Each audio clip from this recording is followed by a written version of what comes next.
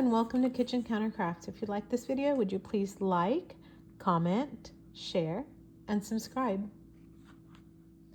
So sometimes I'm just, turning the camera on to show you what I've been working on. And every summer, the kids from church go to camp, and it's called Glorieta in Glorieta, New Mexico.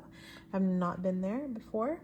But this is a amazing camp put on by John MacArthur's church in California. But anyway, so they go to this, and every year I make some just like field notes types of journals in bulk. And so this year I had some issues, and my printer ran out of ink. So it literally only printed in black on this kind of manila cardstock. So what I did was I went in, and then you can see like streaks. It started streaking the color. It didn't give me any blue or anything. It was just awful. So I had to figure out what was going on. But what I ended up doing was, I can't let anything go to waste. So I just took what I had, which was, these terrible lined things. And I just grabbed my watercolors, and you can tell on that one, it went over. And then I just watercolored to make it a color one. So I wanted to show you that because sometimes, people, well, including me, we didn't have enough to have like color drawings and stuff. So what you can actually do is print on a different color paper, which gives it kind of a nice background, and then print in black and white, and then just grab your watercolors and just print it out. Color it up. And it doesn't take very much time. It's actually kind of, I don't know, it's fun for me to do that. So these are super easy, and I'm going to show you how I make them.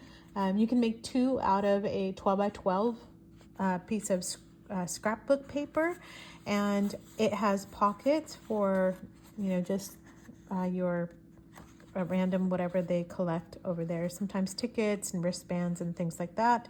And then they can also glue it in there.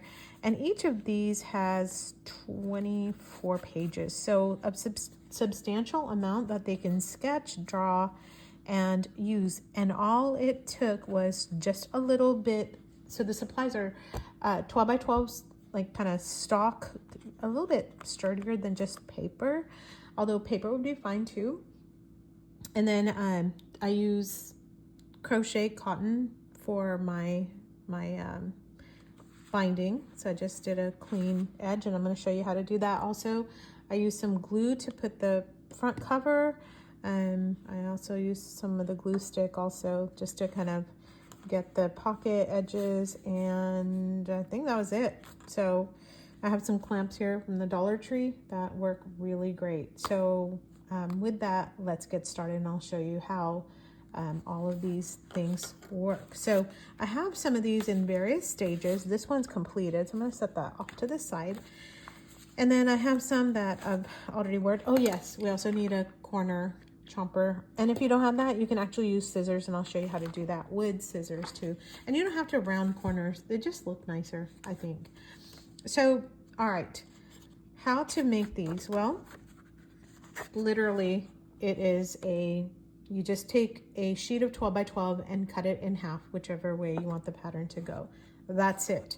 All right. And then what I did was I took copy paper and did 6 sheets. Okay, it's not 24 sheets, it's 12. Yeah. So I did 6 sheets of copy paper, and then I split that in half. And did I use both of those? No, I think I did 12 each for, I guess I could count that too. So it would be 12 pages. Front and back would be 24. So that's all I did.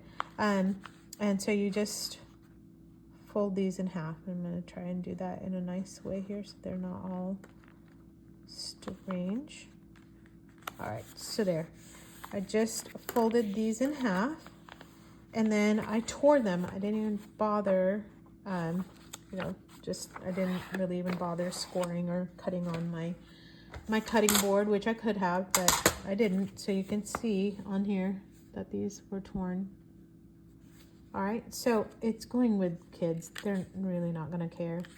2, 3, 4, 5, 6, 7, 8, 9, 10, 11, 12. Okay, there are 24 pages. All right, so I used 6 sheets total per book is really what I'm trying to say. I just made these. Why can't I even remember? So then, how did I get my measurements? Well, very easy. I laid it on here because I don't measure. And then I just kind of decided I'm gonna leave a little bit of room here. And then I folded one in. And then what I did was I actually folded them both like this so that I would have a pretty clear idea.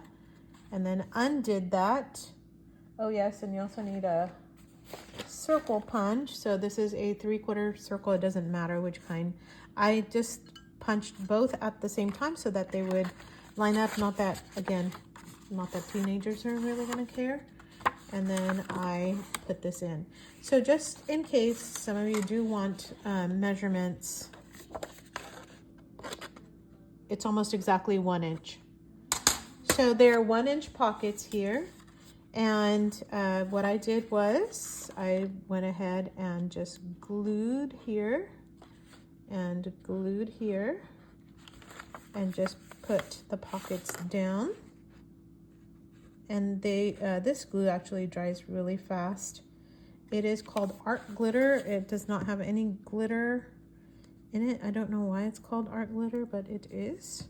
It's great glue. It dries super fast, and it gives you a really nice fine point. All right, so that's what I did. So folded the 2. And then I went ahead and did a large cut here. So put that in here and did that. All right, so if you don't have a cutter, literally you can, if you want it to be precise, you can use like a chapstick or something and just line it out with a pencil so that you kind of get a nice rounded edge. Otherwise, you can eyeball it and it turns out pretty great. See? Pretty good. All right, so there's your edge. And then you are going to set your paper in here. And I think I've shown this several times. I'm not the best at it, but you know, I just know enough to be dangerous. This is like a tiny piece of string. And how do you know it's gonna be enough? Well, you need to have, like, if you double it up and it goes the whole length of your book, you should be fine. I'm just gonna tell you this is gonna be really, really cutting it close. So I'll roll the dice. Let's go. What's the worst thing that can happen? Well, you run out of thread, which then just do it again. It's no big deal.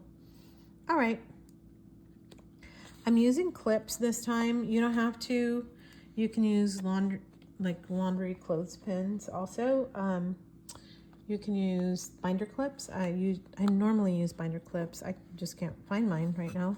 So what I do is a very, very basic stitch, and I poke a hole in the center. I'm gonna zoom in here. I poke a hole in the center, and then I just kind of eyeball about 1 inch.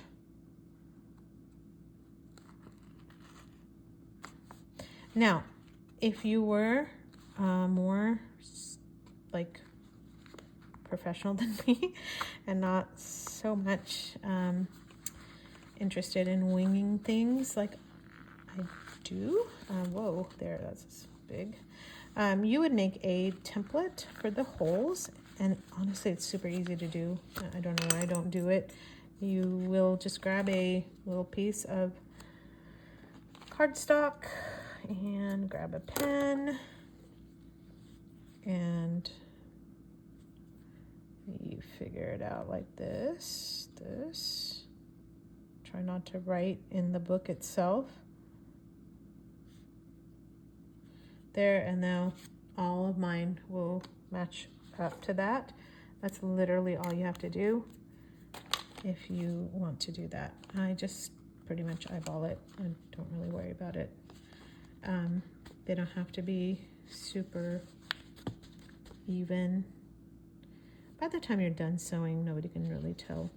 All right, so what I do is I grab this tail right down here, and I don't want any, sometimes I will sew so the ends are out here, and then I'll attach charms and stuff, but since I'm making a bunch, I don't want these to be really, I don't know, not lavish, but like complicated. So normally I leave a much longer tail here, but since I'm rolling the dice on my thread, I am